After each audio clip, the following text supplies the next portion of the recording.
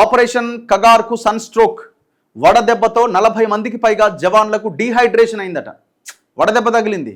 ఎందుకంటే అది గుట్టలు, మొత్తం చెట్లు గుట్టలు దాటుకుంటూ పైకి ఎక్కుతూ ఉండాలి గుట్టల పైకి. ఆ క్రమంలో ఎండ 45 డిగ్రీలు దాటుతున్నది. ఇక్కడ భద్రాచలం, కొత్తగూడెం ఈ ఏరియాల్లో 45 డిగ్రీస్ దాటింది. మనకు వాళ్ళకి నీళ్ళు ఉన్నాయో, తిండి ఉన్నదో, ఏమున్నాయో. ఇప్పుడు వాటర్ ఇంపార్టెంట్. అండ్ ఆ ఎండకి ఇన్ని గంటల సేపు పనిచేస్తే మనుషులే కదా వాళ్ళు కూడా పాపం. సో వాళ్ళు తీవ్రమైన వడదెబ్బకు గురవుతున్నారట. 40 మంది జవాన్లు వడదెబ్బకు గురయ్యారట. ఆర్మీ హెలికాప్టర్లో భద్రాచలం, వెంకటాపురం హాస్పిటల్స్కు తరలింపు. కర్రెగుట్టల్లో మావోయిస్టుల కోసం 10,000 మంది బలగాల కూంబింగ్. అయినా కూడా ఆప్తలేరు. ఇంకోవైపున మావోయిస్టులు ఒక లేఖ రిలీజ్ చేశారు. కర్రెగుట్టల్లో పోలీస్ ఆపరేషన్ ఆపండి, కేంద్రానికి మావోయిస్టుల విజ్ఞప్తి, శాంతి చర్చలకు రావాలని పిలుపు. మావోయిస్టు ఇన్ఛార్జ్ రూపేష్ పేరుతో ఈ ప్రెస్ నోట్ రిలీజ్ అయింది. ఇదే ఆ press note. Communist party of India Maoist north west sub zonal bureau పత్రికా ప్రకటన నిన్ననే వచ్చింది, ఏప్రిల్ 25. బీజాపూర్ తెలంగాణ సరిహద్దులో కొనసాగుతున్న ముట్టడి నిర్మూలన సైనిక చర్య తక్షణమే నిలిపేయండి, శాంతి చర్చలకు ముందుకు రండి.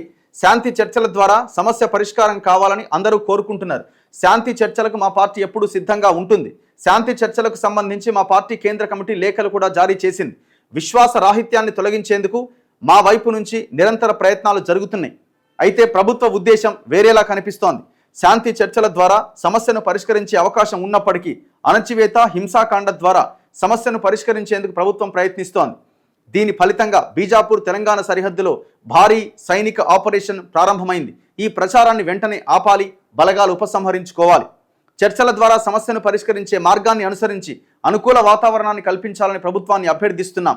ఈ మార్గం సానుకూల ఫలితాలు ఇస్తుంది. తుపాకీతో సమస్యను పరిష్కరించడానికి ప్రభుత్వం అమలు చేస్తున్న ఖగార్ సైనిక్ ప్రచారాన్ని 1 నెల పాటు వాయిదా వేయండి. మా విజ్ఞప్తికి ప్రభుత్వ సానుకూల స్పందన కోసం ఆశతో ఎదురు చూస్తున్నాం. అట్లీస్ట్ 1 నెల రోజులు వాయిదా వేయండి అని వాళ్ళు రిక్వెస్ట్ చేస్తున్నారు. ఇప్పుడు మీరు ఏం చేస్తున్నారు? వాళ్ళ యొక్క ప్రాణాలు తీస్తున్నారు. వాళ్ళు ఏమంటున్నారు? అరే 1 నెల రోజులు టైం ఇవ్వండి, మనం కూర్చుందాం, మాట్లాడదాం, శాంతి వైపుగా ముందుకెళ్దాం అంటున్నారు. ఆలోచించవచ్చు కదా. ఇప్పుడు ఒకవేళ వాళ్ళు ఆ నెల రోజుల తర్వాత మిమ్మల్ని కాదని వాళ్ళు ముందుకెళ్ళినా పెద్ద ఎత్తున గెలవడానికి అవకాశాలు ఉన్నది ప్రభుత్వమే కదా, రాజ్యమే కదా. మిమ్మల్ని కాదని వాళ్ళు బుల్డోజ్ చేసి మీరు ఏదో చేయాలనుకున్నా కూడా మీరు వాళ్ళని ఏదో చేసేయచ్చు. మీ దగ్గర అన్ని అవకాశాలు ఉన్నాయి. మీరు రాజ్యం, మీరు ప్రభుత్వం నడిపిస్తున్నారు. వేలాది మంది బలగాలు, వేల ఆయుధ సంపత్తి ఎంతో ఉన్నది. సో కాబట్టి అవతలి వ్యక్తే రాజీకి వస్తున్నప్పుడు ఎందుకు ప్రభుత్వం ఆలోచించొద్దు? ఇప్పుడు అతని ప్రాణం తీయడమే ముఖ్యం అనుకున్నప్పుడు మీరు ఆలోచించారు, అంతే. అదే కనబడుతున్నది. ఇప్పుడు వాళ్ళు ఏమంటున్నారు? వాళ్ళు మేము శాంతి లేదు, ఏమి లేదు, మేము కూడా ముందుకే అన్నప్పుడు మీరు ఒకవేళ ఆ ఆపరేషన్ నిర్వహించినట్టు ఒక అర్థం ఉన్నది. వాళ్ళు తగ్గిర్రు, మేము శాంతి చర్చలకు రెడీ అంటున్నారు. మరి మీరు దాన్ని ఆలోచించాలి కదా. గతంలో రాజశేఖర రెడ్డి హయాంలో శాంతి చర్చలకు వస్తే వాళ్ళని రకరకాల కోణాల్లో వాళ్ళ యొక్క మొత్తం వాళ్ళు ఎట్లా పోయారన్నది తెలుసుకొని కథం పట్టించారు. అయినా సరే పాత దానికి సంబంధించిన ఆ రకమైన వ్యవహారం జరిగిన తర్వాత కూడా ఆ పరిణామాలు వాళ్ళ కళ్ళ ముందు ఉన్నప్పటికీ కూడా వాళ్ళు కొంత తగ్గి సిచ్యువేషన్ చాలా భయంకరంగా ఉండడంతో వాళ్ళు చర్చలకు రెడీ అంటున్నారు. ఆహ్వానించండి, మాట్లాడండి, మంచిదే కదా. ఇప్పుడు వాళ్ళని చంపుకుంటూ పోతే మిగిలేది ఏముంటుంది?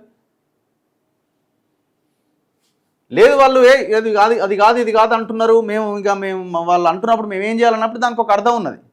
అరే మేమే తగ్గుతున్నాం, చర్చలకు మేము రెడీ అని వాళ్ళు అంటున్నప్పుడు ఎందుకు మీరు యాక్షన్ ఆ చర్చల ప్లాన్లోకి ఎందుకు వెళ్ళట్లేదు? యాక్షన్ ప్లాన్లోకి ఇటువైపు పేపర్ వెలుగులో ఉన్నాం మనం. పోయిన సంవత్సరం కూడా ఇట్లనే అయిందట. కర్రెగుట్టల్లో కూంబింగ్ చేయడం పోలీసులకు అతిపెద్ద సవాల్. గత ఏడాది జూలైలో గుట్టలపైకి కూంబింగ్కు వెళ్లిన భద్రతా బలగాలు ప్రతికూల వాతావరణంతో ఉక్కిరిబిక్కిరైనాయి. ఒకవైపు ఎండ, మరోవైపు వానలో గుట్టలెక్కుతూ దిగుతూ 4 రోజుల పాటు 60 కిలోమీటర్ల దూరం నడిచారు. ఈ క్రమంలో జవాన్ల కాళ్లకు బొబ్బలెక్కి నడవలేని స్థితికి చేరుకున్నారు. దీంతో గుట్టల్లో చిక్కుకున్న వారందరినీ స్థానికుల సహాయంతో గుర్తించి ఆర్మీ హెలికాప్టర్స్లో హాస్పిటల్కు తరలించాల్సి వచ్చింది. ఇప్పుడు కూడా ఇదే పరిస్థితి కర్రెగుట్టలపై కూంబింగ్ చేస్తున్న దళాలకు ఎదురవుతోంది. అప్పుడు వానల వల్ల ఇబ్బంది పడితే ఇప్పుడు ఎండల వల్ల కూంబింగ్కు ఆటంకం కలుగుతోంది. కానీ ఆ గుట్టలు ఎక్కడం అన్నది అంత ఈజీ కాదు. గుట్టలు ఎక్కి వాళ్ళని ఛేదించడం అన్నది ఇంపాసిబుల్. అందుకే వాళ్ళు హెలికాప్టర్లు, డ్రోన్లు వాడుతున్నారు. కానీ వీళ్ళు ఎక్కి మనిషిని గుర్తుపట్టి కాల్చేయడం అన్నది అసలు ఇంపాసిబుల్. అది వడదెబ్బకు గురైన భద్రతా బలగాలు ట్రీట్మెంట్ తీసుకుంటున్న వెంకటాపురం ప్రభుత్వ ఆసుపత్రి. కర్రెగుట్టల్లో భద్రతా బలగాలు చేపట్టిన ఆపరేషన్ ఖగారుకు సన్స్ట్రోక్ అడ్డు తగులుతున్నది. ఎండలు తీవ్రంగా ఉండడం, అడవులు పలచబడడం, సరిపడా తాగునీరు లేకపోవడంతో జవాన్లు అల్లాడిపోతున్నారు. ఈ క్రమంలో సుమారు 40 మంది జవాన్లు డీహైడ్రేషన్ గురయ్యారు. పలువురు తీవ్ర అస్వస్థతకు గురవడంతో వారిని ఆర్మీ హెలికాప్టర్లో శుక్రవారం వెంకటాపురం, భద్రాచలం హాస్పిటళ్లకు తరలించారు. ప్రస్తుతం వారికి ట్రీట్మెంట్ అందిస్తున్నారు.